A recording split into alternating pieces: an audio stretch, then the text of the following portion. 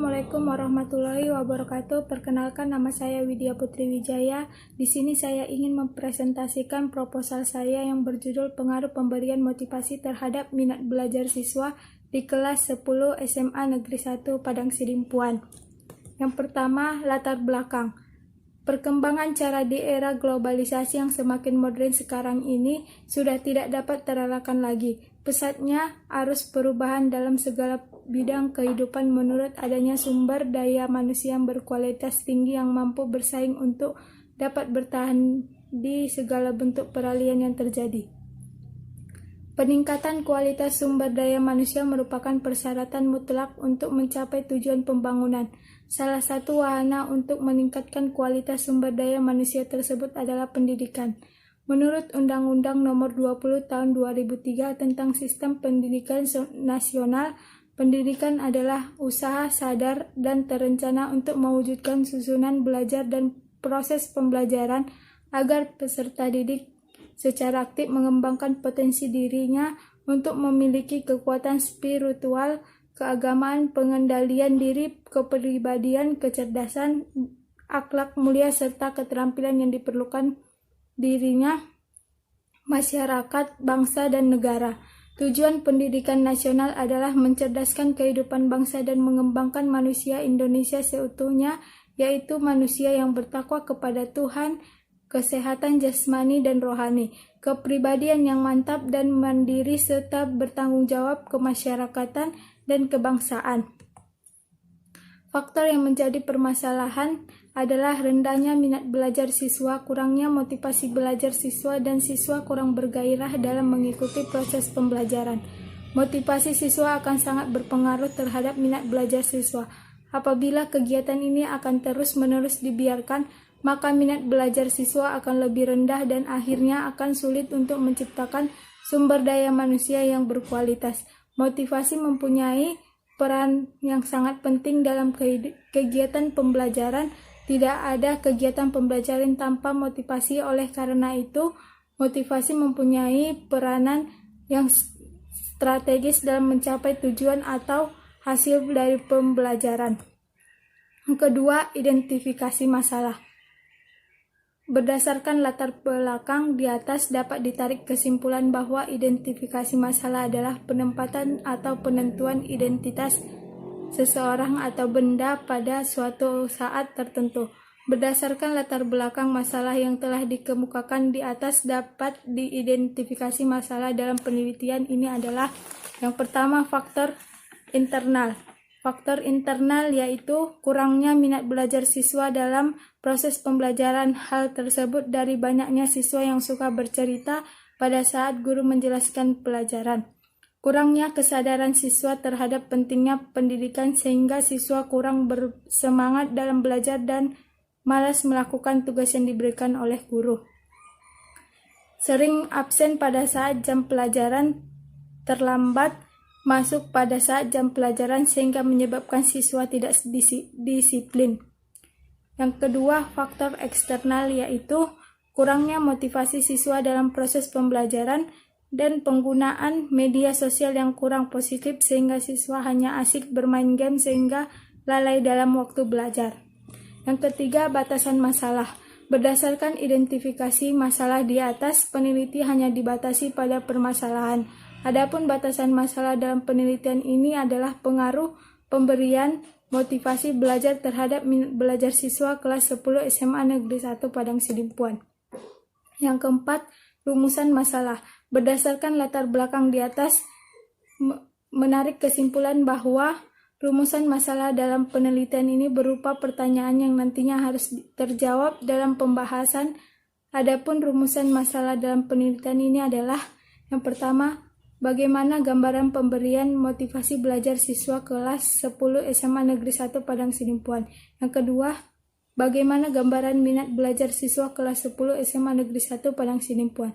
Yang ketiga, apakah terdapat pengaruh yang signifikan antara pemberian motivasi belajar terhadap minat belajar siswa kelas 10 SMA Negeri 1 Padang Sidimpuan.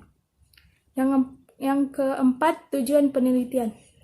Berdasarkan rumusan masalah di atas, tujuan penelitian ini adalah sebagai berikut. 1. Untuk mengetahui gambaran pemberian motivasi belajar terhadap minat belajar siswa kelas 10 SMA Negeri 1 Padang Sidimpuan. Yang kedua, untuk melihat gambaran minat belajar siswa kelas 10 SMA Negeri 1 Padang Sidimpuan. Ketiga, untuk melihat pengaruh yang signifikan antara pemberian motivasi belajar terhadap minat belajar siswa kelas 10 SMA Negeri 1 Padang Sidimpuan.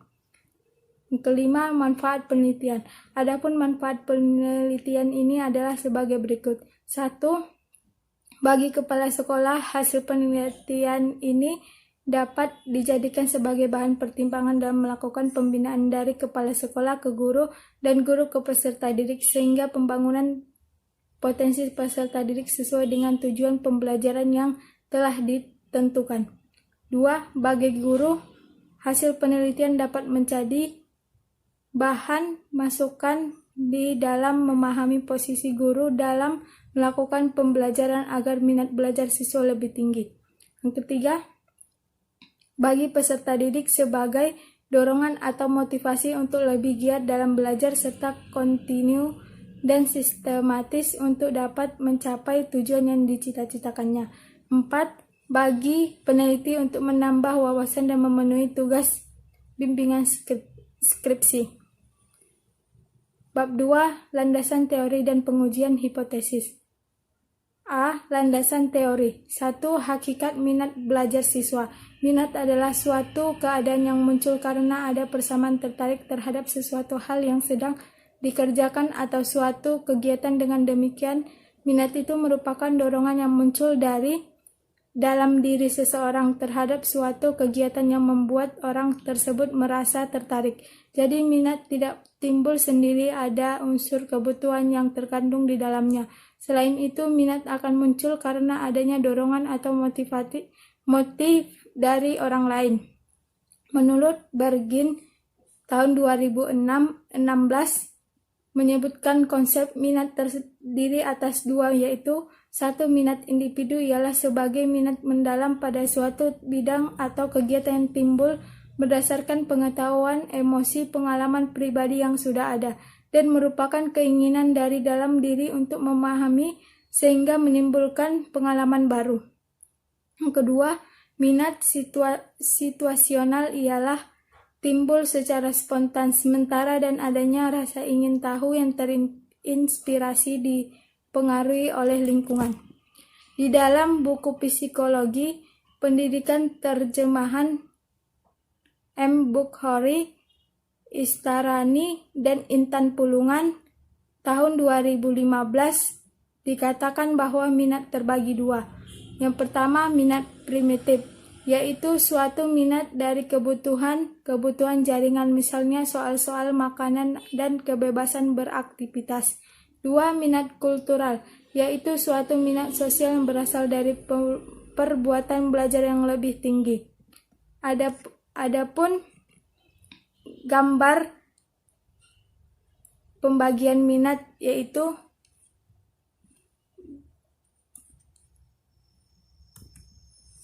ada beberapa ciri-ciri minat menurut Elizabeth Hurlock tahun 2007. Ia menyebutkan ada 7 ciri-ciri minat sebagai berikut. A. Minat tumbuh bersamaan dengan perkembangan fisik dan mental. B. Minat tergantung pada kegiatan belajar. C. Minat tergantung pada kesempatan belajar. D. Perkembangan minat mungkin terbatas. E. Minat dipengaruhi oleh budaya. F. Minat berbobot emosional. G. Minat berbobot egosentris. A. Pembentukan minat belajar. Pembentukan minat belajar adalah perkembangan atau pembentukan minat sangat tergantung terhadap lingkungan belajar siswa. Jadi, seorang siswa akan berminat mempelajari masalah-masalah sosial bila inteligensinya telah berkembang sampai pada taraf yang diperlukan untuk memahami dan menganalisis fakta-fakta dan gejala sosial dalam kehidupan sehari-hari. B. Fungsi minat belajar. Fungsi minat belajar merupakan kekuatan yang mendorong siswa untuk belajar Berbeda dengan siswa yang sikapnya hanya menerima pelajaran, mereka hanya bergerak untuk mau belajar tetapi sulit untuk terus tekun karena tidak ada pendorongnya.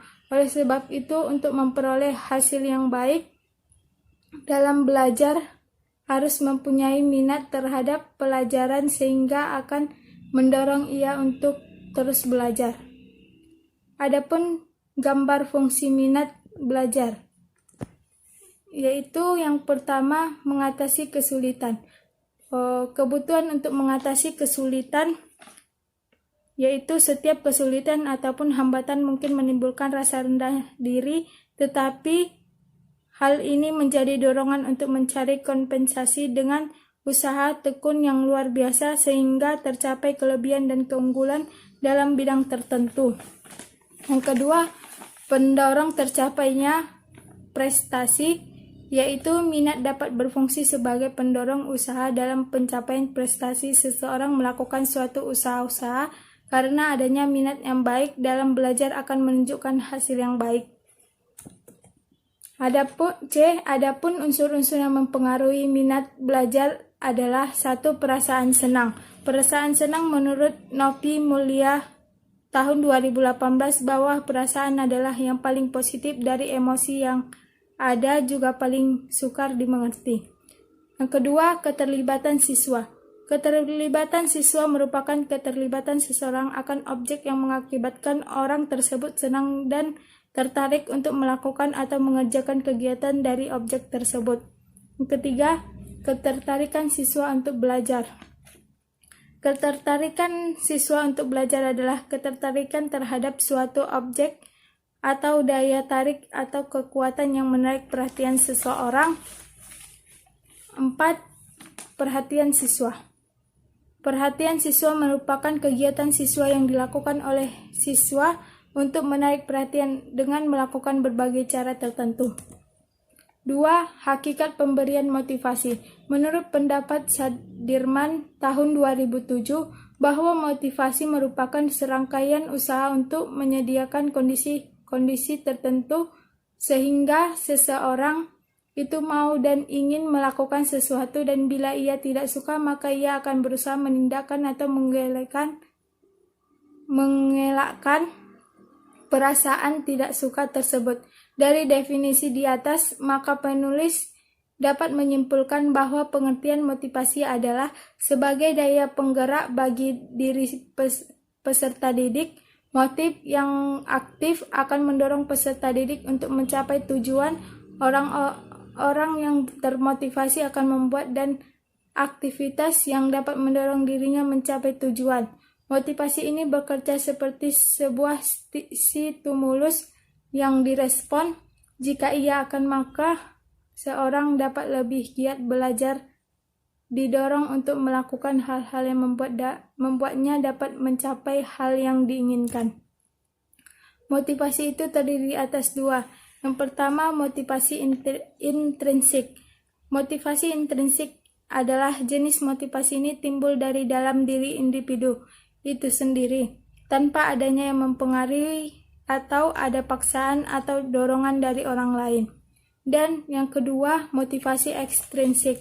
Motivasi ekstrinsik, jenis motivasi ini timbul sebagai pengaruh dari luar individu. Apakah karena ada ajakan, suruhan, atau paksaan dari orang lain, sehingga dengan keadaan demikian sehingga peserta didik mau melakukan sesuatu untuk belajar. A. Hakikat belajar. Belajar merupakan salah satu faktor yang mempengaruhi dan berperan penting dalam pembentukan pribadi dan perilaku individu. Kegiatan belajar merupakan hal penting yang paling pokok dalam keseluruhan proses pendidikan. Menurut pandangan Skinner tahun 2006, belajar merupakan suatu perilaku pada saat orang belajar, maka responnya menjadi lebih baik. Sebaliknya, bila ia tidak belajar, maka responnya menurun. Adapun prinsip-prinsip belajar yaitu A. Perhatian dan motivasi, B. Keaktifan, C. Keterlibatan langsung atau berpengalaman, D. Pengulangan. B. Hadiah. Menurut Burhan tahun 2007 bahwa hadiah dapat dikatakan sebagai motivasi seseorang akan berusaha melakukan pekerjaan yang diminta dengan cara yang terbaik agar mendapatkan hadiah tersebut. Siswa akan berlomba-lomba untuk mendapatkan hadiah yang telah disediakan dan cara mendapatkan yang dilontarkan misalnya akan lebih giat lagi belajar dengan harapan mendapatkan hadiah tersebut.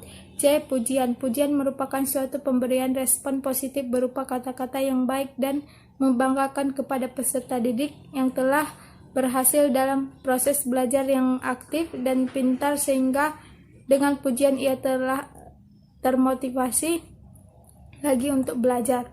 D. Hukuman. Menurut Istaranu dan Intan Pulungan menyatakan bahwa hukuman diberikan kepada murid yang berbuat kesalahan saat proses belajar mengajar.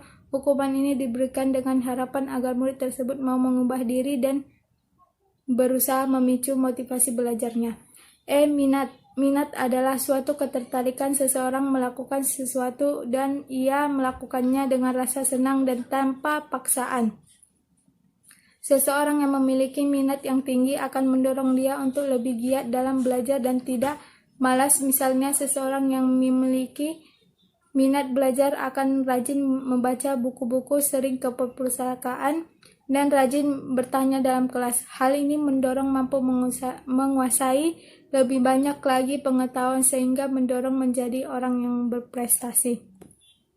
B. Kajian yang relevan. Berdasarkan kajian penelitian yang relevan, Fauziah penulisan menyimpulkan terdapat persamaan. Sama-sama meneliti pengaruh motivasi terhadap minat belajar siswa.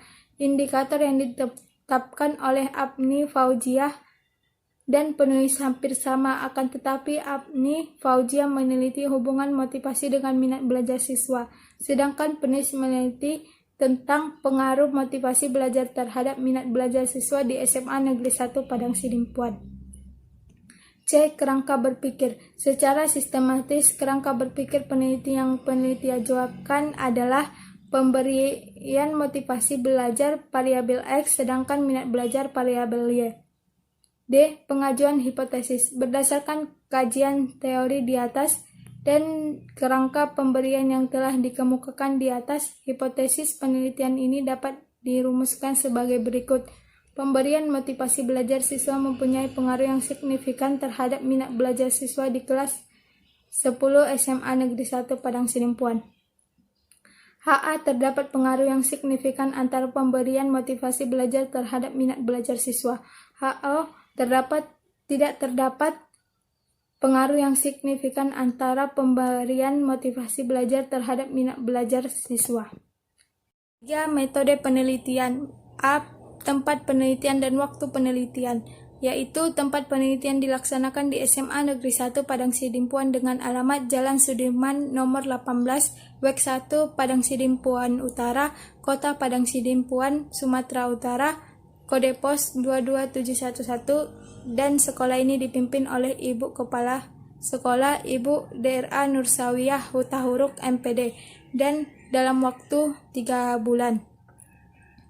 B. Metode penelitian. Metode penelitian yang saya pakai yaitu metode deskriptif.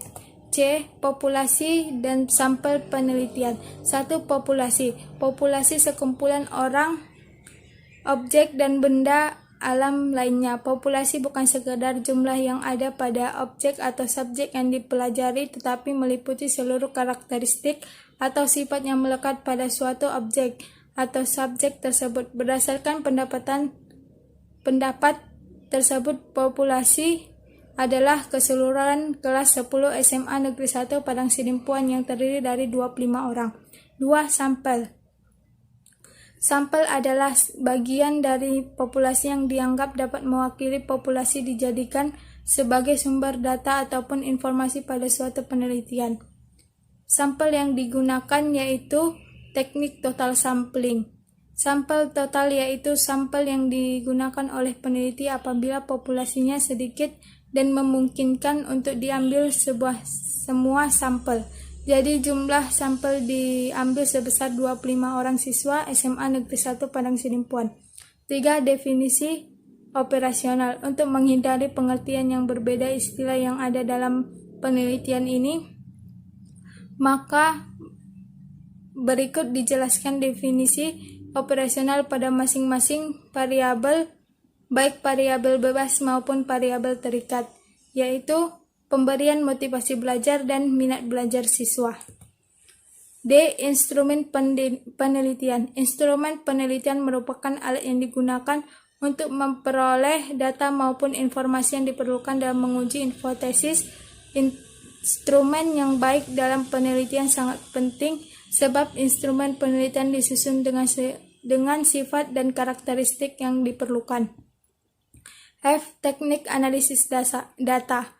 Menurut Sukamadinata tahun 2010, angket atau kuesioner adalah suatu alat pengumpulan data secara tidak langsung atau penelitian tidak langsung bertanya jawab. Dengan respon dari pendapat di atas, penulis menyimpulkan bahwa angket adalah daftar pertanyaan atau pernyataan yang harus dijawab oleh responden. G. Teknik mengumpulkan data, yaitu teknik yang dilakukan dalam menganalisis data tersebut adalah teknik deskriptif. Adalah teknik yang bertujuan untuk menggambarkan tentang kedua variabel tersebut secara umum, yaitu motivasi belajar sebagai variabel X1 dan motivasi belajar siswa sebagai variabel Y2. Sekian hasil presentasi saya, kurang dan lebihnya saya mohon maaf. Assalamualaikum warahmatullahi wabarakatuh.